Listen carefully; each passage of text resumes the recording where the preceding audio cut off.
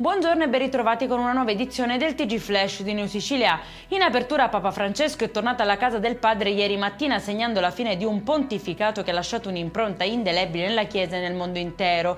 I funerali si terranno sabato alle 10 sul sagrato della Basilica di San Pietro, primo giorno dei novendiali. Il conclave per l'elezione del suo successore invece avrà luogo tra il 5 e il 10 maggio. In questi giorni di dolore intanto i leader mondiali e quelli italiani hanno voluto rendergli omaggio con parole di stima e gratitudine. Passiamo alla cronaca siciliana, ancora una tragedia del mare che riaccende i riflettori sull'emergenza umanitaria nel Mediterraneo. Sono 85 i migranti soccorsi al largo di Lampedusa durante un'operazione in condizioni estreme, tra onde alte e raffiche di vento a 40 nodi. Tra i naufraghi purtroppo c'è anche un cadavere, l'ennesima vittima di una traversata disperata.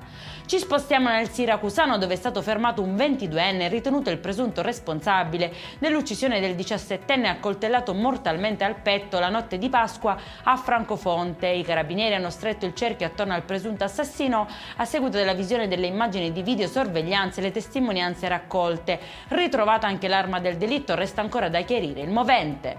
Sequestrati circa 500 grammi di Vax, una sostanza stupefacente simile alla cannabis, conosciuta come droga dell'euforia. Durante un controllo è stato fermato un uomo che trasportava un pacco contenente una resina di colore giallo paglierino con esalazioni riconducibili alla cannabis.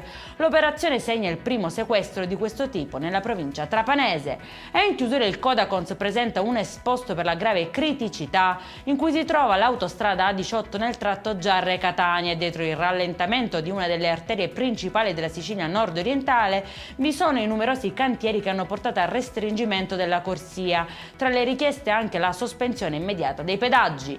Per questa edizione è tutto, prossimo appuntamento alle 19:30. Buona giornata!